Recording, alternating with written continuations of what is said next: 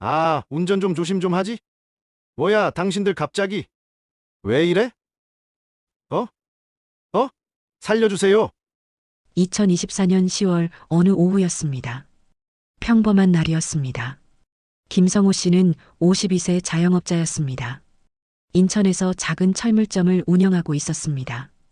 그날도 평소처럼 일을 마치고 집으로 가는 길이었습니다. 오후 6시쯤이었습니다. 해가 지고 있었습니다. 도로는 퇴근 시간이라 차들이 많았습니다. 성호 씨는 자기 차를 운전하고 있었습니다. 10년 된 소나타였습니다. 낡았지만 성능은 괜찮았습니다. 라디오에서 음악이 흘러나왔습니다. 성호 씨는 흥얼거리며 운전했습니다. 오늘도 무사히 끝났구나. 집에 가면 아내가 저녁을 준비하고 있을 것입니다. 따뜻한 밥과 국. 성호 씨는 그것을 생각하며 운전했습니다. 신호등이 빨간불로 바뀌었습니다. 성호 씨는 차를 멈췄습니다. 앞에 차들이 줄지어 서 있었습니다. 성호 씨는 핸드폰을 확인했습니다. 아내에게서 문자가 와 있었습니다. 언제 와요? 성호 씨는 답장을 보냈습니다. 곧 도착해요. 신호등이 파란불로 바뀌었습니다. 차들이 움직이기 시작했습니다. 성호 씨도 출발했습니다. 평범한 순간이었습니다. 아무 일도 일어나지 않을 것 같았습니다. 그런데 그때였습니다. 갑자기 옆 차선에서 흰색 차량 하나가 끼어들었습니다. 방향 지시등도 켜지 않았습니다. 성호 씨는 놀랐습니다. 급하게 브레이크를 밟았습니다. 하지만 미처 피하지 못했습니다. 쾅! 흰색 차량의 뒷부분과 성호 씨 차의 앞부분이 부딪혔습니다. 크지 않은 충격이었습니다. 성호 씨는 핸들을 꽉 잡았습니다.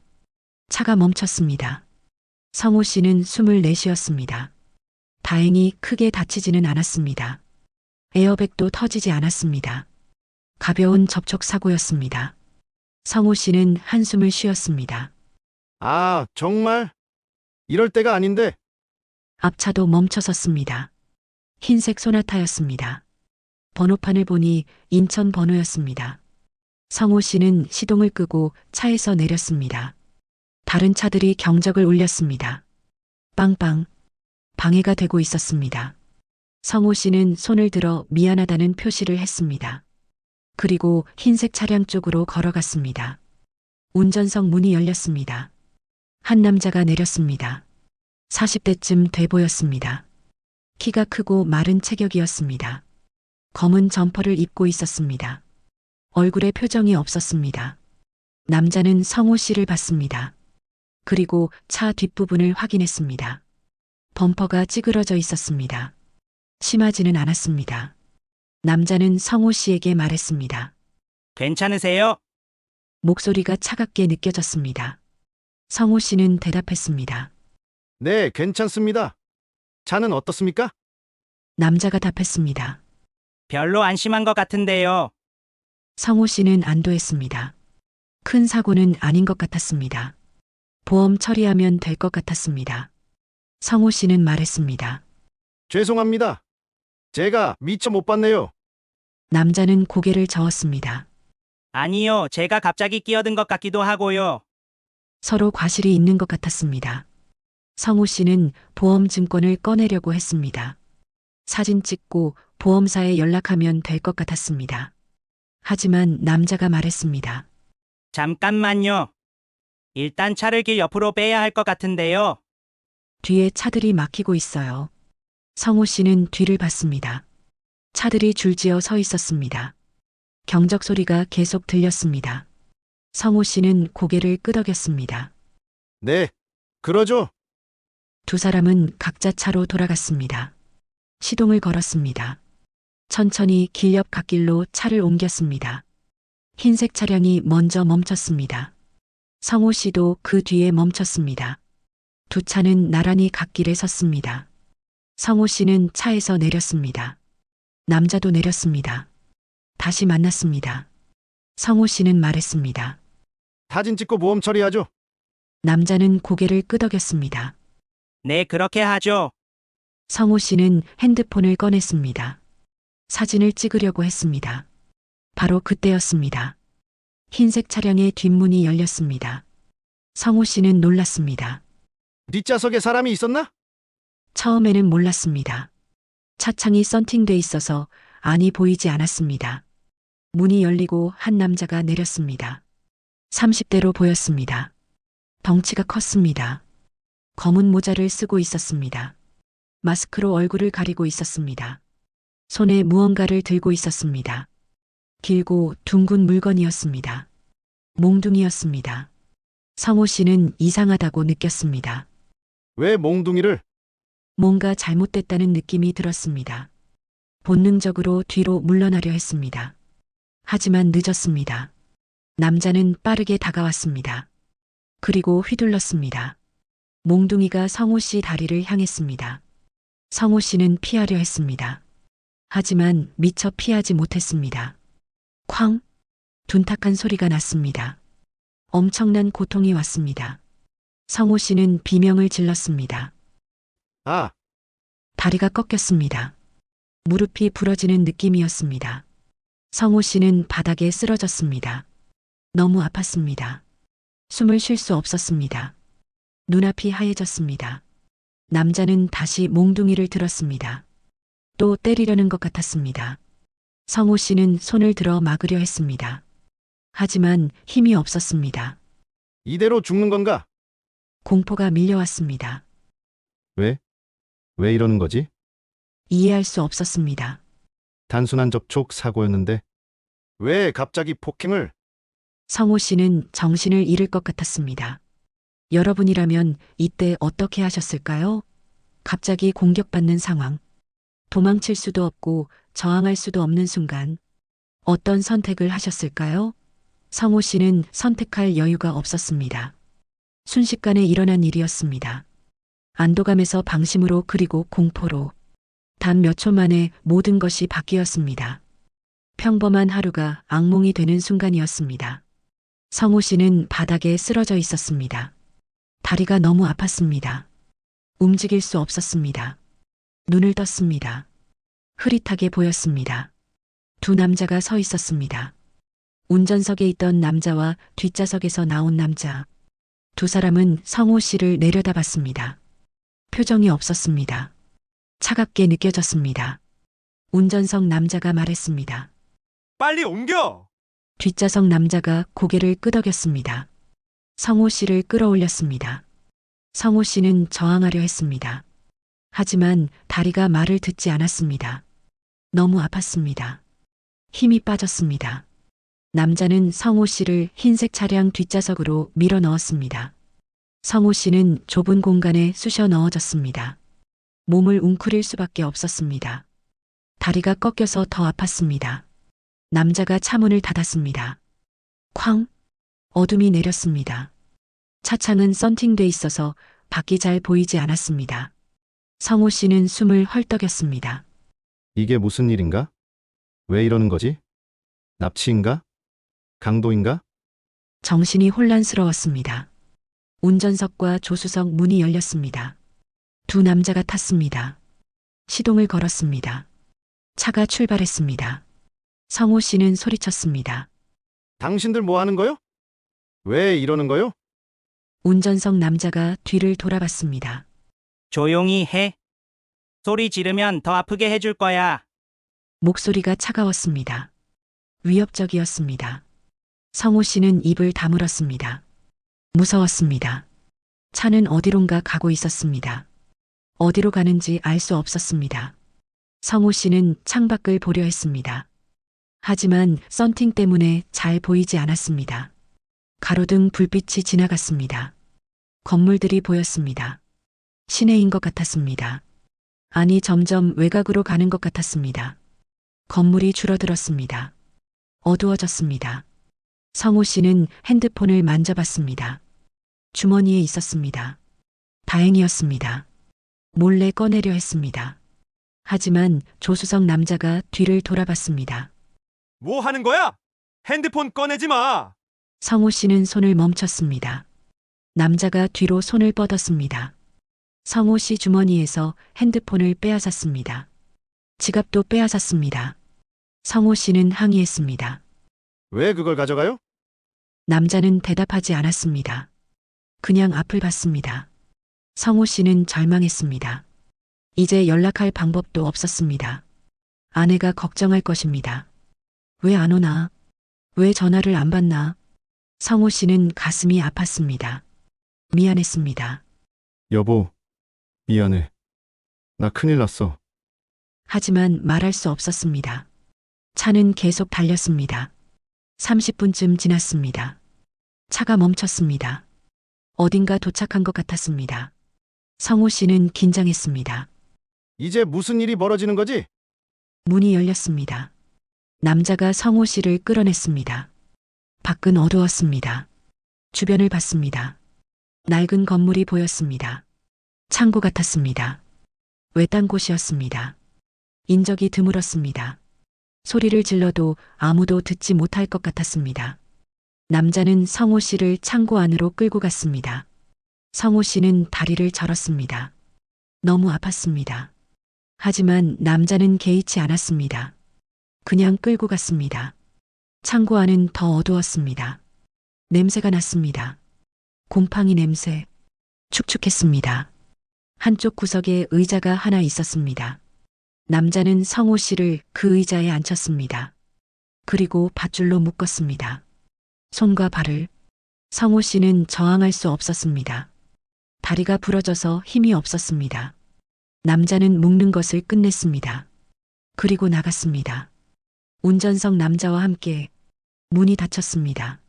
성호 씨는 혼자 남았습니다. 어둠 속에 공포가 밀려왔습니다. 왜 날 여기 데려온 거지? 뭘 하려는 거지? 돈을 원하는 건가?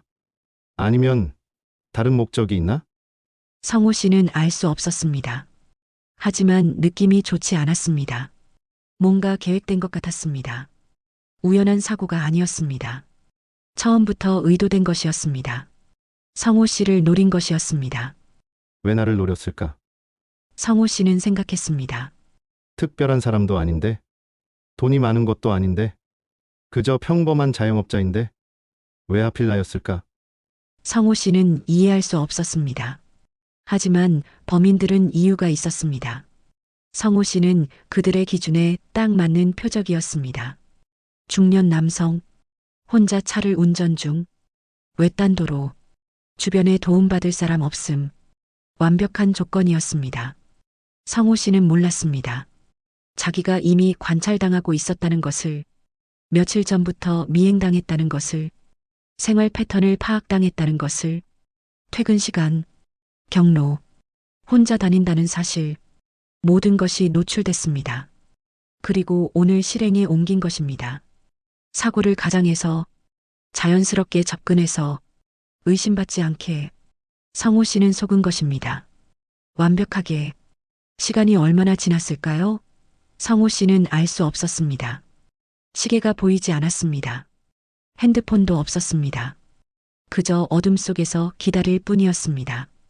다리 통증은 계속됐습니다. 점점 심해졌습니다. 부어오르는 느낌이었습니다. 출혈도 있는 것 같았습니다. 치료받지 못하면 위험할 것 같았습니다. 하지만 아무도 돌봐주지 않았습니다. 성호 씨는 목이 말랐습니다. 물을 마시고 싶었습니다. 하지만 물도 없었습니다.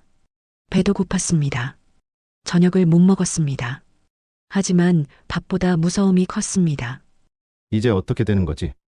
날 죽일 건가? 아니면 몸값을 요구할 건가? 성호 씨는 모든 가능성을 생각했습니다. 하지만 답은 없었습니다. 그저 기다릴 뿐이었습니다. 순식간에 상황이 뒤집혔습니다. 평범한 퇴근길이 납치로 저항할 틈도 없었습니다. 일방적이었습니다. 성호 씨는 무력했습니다. 61세가 아니라 52세였지만 소용없었습니다. 무기를 든 두 명을 상대할 수 없었습니다. 게다가 다리까지 부러졌습니다. 도망칠 수도 없었습니다. 몇 시간이 지났을까요? 문이 열렸습니다. 불빛이 들어왔습니다. 눈이 부셨습니다. 성호 씨는 눈을 가늘게 떴습니다. 3명의 남자가 들어왔습니다. 운전석 남자와 뒷좌석 남자, 그리고 처음 보는 남자 하나. 50대로 보였습니다. 정장을 입고 있었습니다. 리더처럼 보였습니다. 남자는 성호 씨 앞에 섰습니다. 내려다봤습니다. 그리고 말했습니다. 김성호 씨, 52세, 인천 거주, 철물점 운영 맞죠? 성호 씨는 놀랐습니다. 어떻게 내 신상을 다 아는 거지? 남자는 계속 말했습니다. 아내 박미숙, 딸 하나, 아들 하나. 딸은 대학생, 아들은 고등학생 맞죠? 성호 씨는 소름이 돋았습니다. 가족까지 조사했다는 것. 남자가 웃었습니다. 우리는 준비를 많이 했어요. 김 씨를 표적으로 정한 지 일주일 됐거든요. 성호 씨는 떨렸습니다. 일주일 전부터? 그럼 미행당한 거구나. 남자가 계속 말했습니다. 김 씨는 우리 조건에 딱 맞았어요. 중년, 남성, 건강함, 혼자, 담임, 가족 있음. 완벽하죠? 성호 씨는 물었습니다. 조건이요? 무슨 소리요? 남자가 답했습니다. 우리 사업에 필요한 조건이요. 성호 씨는 더 물었습니다. 무슨 사업이요? 남자는 잠시 침묵했습니다. 그리고 조심스럽게 말했습니다. 장기 거래요. 성호 씨는 귀를 의심했습니다. 장기 거래. 설마 남자가 설명했습니다. 김 씨 몸에서 필요한 것들을 빼낼 거예요. 신장, 간, 각막. 시장에 수요가 많거든요. 성호 씨는 경악했습니다. 뭐라고요? 당신들 미쳤어요? 남자는 차갑게 웃었습니다. 미친 게 아니라 사업이에요. 돈이 되는 사업. 성호 씨는 소리쳤습니다. 사람을 죽이고 장기를 빼낸다고요? 그게 말이 돼요? 남자가 답했습니다. 죽이지는 않아요. 최대한 살려두죠. 신장 하나 빼고 간 일부 떼어내고. 그 정도는 살 수 있어요. 성호 씨는 믿을 수 없었습니다. 이런 일이 현실에 일어난다니. 한국에서 21세기에. 하지만 남자는 진지했습니다. 농담이 아니었습니다. 성호 씨는 공포에 떨었습니다. 제발요.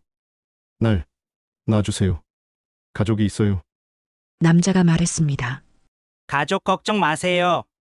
김 씨가 실종됐다고 신고할 거예요. 경찰이 찾겠지만 못 찾을 겁니다. 우리 방법은 완벽하거든요. 성호 씨는 절규했습니다. 제발. 제발 살려주세요. 하지만 남자는 냉담했습니다. 이미 결정됐어요. 내일 수술이에요. 그리고 돌아섰습니다. 다른 두 남자와 함께 나갔습니다. 문이 닫혔습니다. 성호 씨는 혼자 남았습니다. 절망 속에 이게 현실이었습니다. 단순 강도가 아니었습니다. 조직적 범죄였습니다. 계획된 범죄였습니다. 성호 씨만 당한 것도 아니었습니다. 이런 범죄는 해외에서 많이 보고됐습니다. 특히 동남아시아, 중국, 일부 남미 국가, 가난한 나라에서는 장기 밀매가 성행했습니다. 수요가 많았기 때문입니다. 장기 이식이 필요한 부자들, 합법적으로는 오래 기다려야 했습니다. 하지만 돈을 내면 빠르게 구할 수 있었습니다. 불법 시장에서 그 장기들은 어디서 왔을까요? 가난한 사람들이 팔기도 했습니다. 생계를 위해. 하지만 그것만으로는 부족했습니다. 그래서 남치가 일어났습니다. 건강한 사람들을 납치해서 강제로 장기를 적출해서 시장에 팔았습니다. 믿기 어렵지만 현실이었습니다. 그리고 그 범죄가 한국에도 들어온 것입니다. 조직이 만들어졌습니다. 국제 네트워크와 연결됐습니다. 표적을 물색했습니다. 중년 남성, 건강하고, 가족 있고, 혼자 다니는 사람, 성호 씨 같은 사람, 그들을 미행했습니다. 패턴을 파악했습니다. 그리고 사고를 가장에 접근했습니다. 자연스럽게, 의심받지 않게, 피해자가 방심한 순간 공격했습니다. 도망가지 못하게 다리를 부러뜨렸습니다. 납치했습니다. 은신처로 데려갔습니다. 그리고 장기를 적출할 준비를 했습니다. 이것은 개인의 불운이 아니었습니다. 누구에게나 일어날 수 있는 일이었습니다. 중년이라면, 건강하다면, 혼자 다닌다면, 표적이 될 수 있었습니다. 성호 씨는 운이 나빴습니다. 하지만 다른 사람도 당할 수 있었습니다. 여러분도, 저도, 우리 가족도 아무도 안전하지 않았습니다. 범죄자들은 영리했습니다. 계획적이었습니다. 흔적을 남기지 않았습니다. 경찰도 쉽게 잡지 못했습니다. 그래서 더 위험했습니다. 성호 씨는 이 모든 것을 깨달았습니다. 창고 안어둠 속에서, 죽음 앞에서, 하지만 아직 포기하지 않았습니다. 살아야 했습니다. 가족을 위해서, 아내를 위해서, 자녀들을 위해서 어떻게든 살아남아야 했습니다. 실제로 유사한 사건들이 보고됐습니다. 2018년 중국에서는 사고를 가장한 장기 밀매 조직이 적발됐습니다. 10명 이상이 피해를 입었습니다. 그중 3명은 목숨을 잃었습니다. 2020년 태국에서도 비슷한 사건이 있었습니다. 관광객을 노린 범죄였습니다. 렌터카 사고를 빙자에 납치했습니다. 2022년 필리핀에서는 더 큰 조직이 발각됐습니다. 수십 명을 납치해 장기를 적출했습니다. 국제범죄 조직과 연결돼 있었습니다. 이런 사건들은 공통점이 있었습니다. 사고를 가장했다는 것, 여럿이 역할을 나눴다는 것, 계획적이었다는 것, 그리고 피해자가 혼자였다는 것, 도움받을 사람이 없었다는 것. 성호 씨 사건도 똑같았습니다. 패턴이 일치했습니다. 이것은 단독 범행이 아니었습니다. 조직 범죄였습니다. 국제 네트워크의 일부였습니다. 성호 씨 가족은 어땠을까요? 아내 미숙 씨는 남편을 기다렸습니다. 6시 반쯤 전화했습니다. 연결되지 않았습니다. 전원이 꺼져 있었습니다.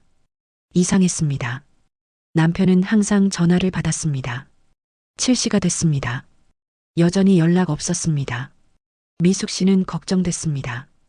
8시가 됐습니다. 남편 가게에 전화했습니다. 아무도 받지 않았습니다. 이미 퇴근한 것입니다. 그럼 어디 간 걸까? 미숙 씨는 불안해졌습니다. 딸과 아들도 걱정했습니다. 아빠 어디 가신 거야? 미숙 씨는 알 수 없었습니다.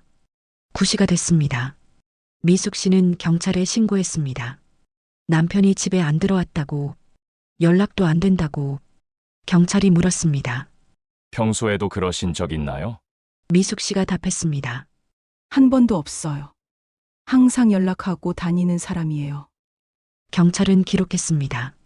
실종 신고를 접수했습니다. 하지만 바로 수사하지는 않았습니다. 성인 남성이었습니다. 자발적으로 집을 나갔을 수도 있었습니다. 24시간 지나봐야 했습니다. 미숙 씨는 답답했습니다. 하지만 어쩔 수 없었습니다. 기다릴 수밖에. 밤을 샜습니다. 남편을 기다리며. 하지만 남편은 오지 않았습니다. 다음 날 아침 경찰이 움직였습니다. 성호 씨 차를 찾았습니다. 도로 갓길에 버려져 있었습니다. 시동은 꺼져 있었습니다. 차 안을 조사했습니다. 핸드폰도 지갑도 없었습니다. 흔적도 없었습니다. 경찰은 주변을 수색했습니다. CCTV를 확인했습니다. 성호 씨가 흰색 차량과 접촉사고를 낸 것이 확인됐습니다. 그리고 두 차가 갓길로 간 것도. 하지만 그 이유는 보이지 않았습니다. CCTV 사각지대였습니다. 경찰은 흰색 차량 번호판을 추적했습니다. 하지만 가짜 번호판이었습니다. 등록되지 않은 번호였습니다. 수사가 막혔습니다. 성호 씨는 창고 안에서 하루를 보냈습니다. 밥도 물도 주지 않았습니다. 화장실도 갈 수 없었습니다. 묶여 있었기 때문입니다. 다리 통증은 극심했습니다. 의식이 흐려졌습니다. 죽을 것 같았습니다. 하지만 버텨야 했습니다. 포기하면 진짜 죽습니다. 성호 씨는 정신을 붙잡았습니다. 가족을 생각했습니다. 아내, 딸, 아들, 보고 싶었습니다. 꼭 살아서 돌아가고 싶었습니다. 밤이 됐습니다. 문이 열렸습니다. 두 남자가 들어왔습니다. 운전석 남자와 뒷좌석 남자. 성호 씨를 풀었습니다. 밧줄을 풀고 일으켰습니다. 어디 가는 거냐고 물었습니다. 남자는 답하지 않았습니다. 그냥 끌고 나갔습니다. 차에 태웠습니다. 다시 흰색 차량이었습니다. 뒷좌석에 앉혔습니다. 문을 닫았습니다. 차가 출발했습니다. 성호 씨는 물었습니다. 어디 가는 거요? 운전석 남자가 답했습니다. 병원이요. 수술하러. 성호 씨는 공포에 떨었습니다. 이제 끝인가? 차는 30분쯤 달렸습니다. 외곽으로 가는 것 같았습니다. 건물이 보였습니다. 작은 병원 같았습니다. 하지만 간판은 없었습니다. 불법 병원인 것 같았습니다. 차가 멈췄습니다. 남자들이 성호 씨를 끌어냈습니다. 병원 안으로 들어갔습니다. 복도를 지나 한 방으로 갔습니다. 수술실 같았습니다. 침대가 있었습니다. 수술 도구들이 있었습니다. 한 남자가 기다리고 있었습니다. 50대로 보였습니다. 흰 가운을 입고 있었습니다. 의사인 것 같았습니다. 하지만 진짜 의사인지 알 수 없었습니다. 남자는 성호 씨를 봤습니다. 침대에 눕히세요. 다른 남자들이 성호 씨를 침대에 눕혔습니다. 묶었습니다. 손과 발을. 성호 씨는 저항했습니다. 하지만 소용없었습니다. 힘이 없었습니다. 남자는 주사기를 꺼냈습니다. 마취제인 것 같았습니다. 성호 씨는 소리쳤습니다. 하지 마세요. 제발요. 하지만 남자는 개의치 않았습니다. 주사를 놓으려 했습니다. 바로 그때였습니다. 밖에서 큰 소리가 들렸습니다. 쾅쾅쾅. 문 두드리는 소리였습니다. 그리고 외치는 소리. 경찰이다. 문 열어. 남자들은 놀랐습니다. 서로를 봤습니다. 어떻게 된 거지? 경찰이 어떻게 알았지? 혼란스러웠습니다. 문이 부서졌습니다. 경찰들이 들이닥쳤습니다. 여럿이었습니다. 총을 들고 있었습니다. 손들어. 움직이지 마. 남자들은 손을 들었습니다. 저항할 수 없었습니다. 경찰이 그들을 제압했습니다. 수갑을 채웠습니다. 성호 씨는 침대에 묶여 있었습니다. 한 경찰이 다가왔습니다. 밧줄을 풀어줬습니다. 괜찮으세요? 성호 씨는 눈물이 났습니다. 살았다. 살았구나. 고맙습니다. 정말 고맙습니다. 어떻게 경찰이 온 것일까요? 우연이었습니다. 아니, 정확히는 한 사람 덕분이었습니다.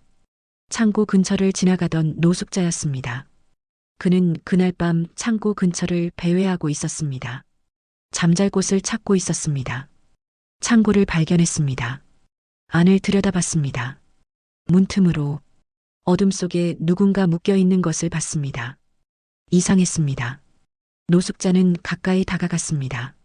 성호 씨를 봤습니다. 다친 것 같았습니다. 도움이 필요해 보였습니다. 노숙자는 경찰에 신고했습니다. 창고에 누군가 묶여 있다고. 경찰이 출동했습니다. 창고를 확인했습니다. 성호 씨를 발견했습니다. 하지만 범인들은 이미 떠난 후였습니다. 성호 씨를 병원으로 데려간 후였습니다. 경찰은 성호 씨 실종 사건과 연결했습니다. 조직 범죄로 판단했습니다. 수사를 확대했습니다. 주변 CCTV를 모두 확인했습니다. 흰색 차량의 이동 경로를 추적했습니다. 외곽의 불법 병원을 찾아냈습니다. 급습했습니다. 그리고 성호 씨를 구출한 것입니다. 타이밍이 완벽했습니다. 몇 분만 늦었어도 수술이 시작됐을 것입니다. 성호 씨는 운이 좋았습니다. 노숙자 덕분이었습니다. 우연한 변수였습니다. 하지만 그 우연이 성호 씨 목숨을 구했습니다. 성호 씨는 병원에 입원했습니다. 정식 병원이었습니다. 다리 수술을 받았습니다. 부러진 뼈를 맞췄습니다. 깁스를 했습니다. 몇 주 입원했습니다. 가족이 찾아왔습니다. 아내가 울었습니다. 여보, 정말 다행이에요. 정말 무서웠어요. 성호 씨도 울었습니다. 미안해. 걱정 끼쳐서. 딸과 아들도 왔습니다. 아빠 괜찮으세요? 성호 씨는 웃었습니다. 괜찮아. 아빠, 튼튼해. 하지만 속으로는 떨렸습니다. 죽을 뻔했습니다. 장기를 적출당할 뻔했습니다. 트라우마가 남았습니다. 밤마다 악몽을 꿨습니다. 납치당하는 꿈, 수술대에 묶이는 꿈, 잠을 설쳤습니다. 심리 상담을 받았습니다. 조금씩 나아졌습니다. 하지만 완전히 회복되지는 않았습니다. 두려움이 남았습니다. 혼자 운전하는 것이 무서웠습니다. 낯선 차가 다가오면 긴장했습니다. 삶이 달라졌습니다. 사건 이후 성호 씨는 조심스러워졌습니다. 혼자 다니지 않았습니다. 가능하면 가족과 함께 다녔습니다. 운전도 줄였습니다. 대중교통을 이용했습니다. 주변을 항상 살폈습니다. 의심스러운 차나 사람이 있으면 피했습니다. 과도한 것 같았지만 어쩔 수 없었습니다. 한 번 당한 경험이 너무 컸습니다. 범인들은 어떻게 됐을까요? 모두 체포됐습니다. 5명이었습니다. 운전석 남자, 뒷좌석 남자, 리더, 가짜 의사, 그리고 또 한 명, 조직원이었습니다. 모두 기소됐습니다. 재판을 받았습니다. 증거가 충분했습니다. CCTV, 증언, 창고와 불법 병원, 모든 것이 드러났습니다. 판결이 나왔습니다. 리더는 징역 15년, 나머지는 10년에서 12년. 무거운 형량이었습니다. 하지만 피해자에게는 위로가 되지 않았습니다. 성호 씨는 여전히 고통받고 있었습니다. 육체적으로도 정신적으로도. 다리는 회복됐지만 완전하지 않았습니다. 절뚝거렸습니다. 일도 예전처럼 하지 못했습니다. 가게 운영이 어려웠습니다. 경제적으로도 힘들었습니다. 치료비가 많이 들었습니다. 국가가 일부 지원했습니다. 범죄 피해자 지원금. 하지만 충분하지 않았습니다. 성호 씨 가족은 어려움을 겪었습니다. 하지만 포기하지 않았습니다. 함께 버텼습니다. 서로 의지했습니다. 조금씩 일상으로 돌아갔습니다. 2년이 지났습니다. 성호 씨는 여전히 인천에서 살고 있습니다. 철물점은 아들에게 물려줬습니다. 은퇴했습니다. 이제 집에서 쉽니다. 가끔 산책을 합니다. 아내와 함께. 혼자는 나가지 않습니다. 여전히 무섭습니다. 하지만 조금씩 나아지고 있습니다. 웃음도 돌아왔습니다. 손주도 생겼습니다. 딸이 결혼해서 아이를 낳았습니다. 성호 씨는 할아버지가 됐습니다. 손주를 보며 행복해합니다. 살아있다는 것에 감사합니다. 성호 씨는 가끔 생각합니다. 그때 노숙자가 아니었으면 어떻게 됐을까? 지금 여기 있을 수 있었을까? 아마 아니었을 것입니다. 운이 좋았습니다. 하지만 모두가 운이 좋은 것은 아닙니다. 성호 씨 같은 경우는 드뭅니다. 대부분은 구조되지 못합니다. 사라집니다. 영원히. 가족은 평생 기다립니다. 돌아오지 않는 사람을. 성호 씨 사건은 뉴스에 크게 보도됐습니다. 많은 사람들이 충격받았습니다. 한국에서 이런 일이 일어난다니 믿기 어려웠습니다. 하지만 현실이었습니다. 경찰은 경고했습니다. 조직 범죄가 증가하고 있다고. 특히 중년 남성을 노린 범죄가 많다고. 사고를 가장한 접근, 납치, 장기 밀매, 실제로 일어나고 있다고. 조심해야 한다고. 사람들은 불안해했습니다. 어떻게 조심해야 하나? 경찰은 가이드라인을 제시했습니다. 낯선 사고 상황에서 주의할 점. 첫째, 혼자 대응하지 마세요. 사고가 나면 즉시 경찰에 신고하세요. 상대방과 단둘이 있지 마세요. 주변에 사람이 있는 곳으로 가세요. 둘째, 상대방을 잘 관찰하세요. 이상한 점이 있나요? 여러 명이 차에 타고 있나요? 지나치게 침착한가요? 주변을 자주 살피나요? 이런 행동은 의심해 봐야 합니다. 셋째, 차에서 내리기 전에 주변을 확인하세요. CCTV가 있나요? 사람들이 있나요? 안전한 곳인가요? 아니라면 차에서 내리지 마세요. 경찰이 올 때까지 기다리세요. 넷째, 절대 상대방 차에 타지 마세요. 어떤 이유에서든. 병원 가자고 해도, 보험사 가자고 해도 거절하세요. 다섯째, 핸드폰을 항상 손에 쥐고 있으세요. 빼앗기지 않도록. 긴급 상황이면 즉시 신고할 수 있도록. 여섯째 가족에게 알리세요. 어디 있는지, 무슨 일인지 연락을 유지하세요. 일곱째 직감을 믿으세요. 뭔가 이상하다 싶으면 피하세요. 과도한 것 같아도 괜찮습니다. 생존이 우선입니다. 이런 원칙들을 지키면 위험을 줄일 수 있습니다. 완전히 막을 수는 없습니다. 하지만 대비는 할 수 있습니다. 조심하는 건 비겁함이 아니라 가족을 위한 용기입니다. 성호 씨는 이제 강연을 다닙니다. 범죄 예방 강연. 자기 경험을 나눕니다. 어떻게 당했는지, 어떻게 살아났는지, 무엇을 배웠는지. 사람들은 귀 기울입니다.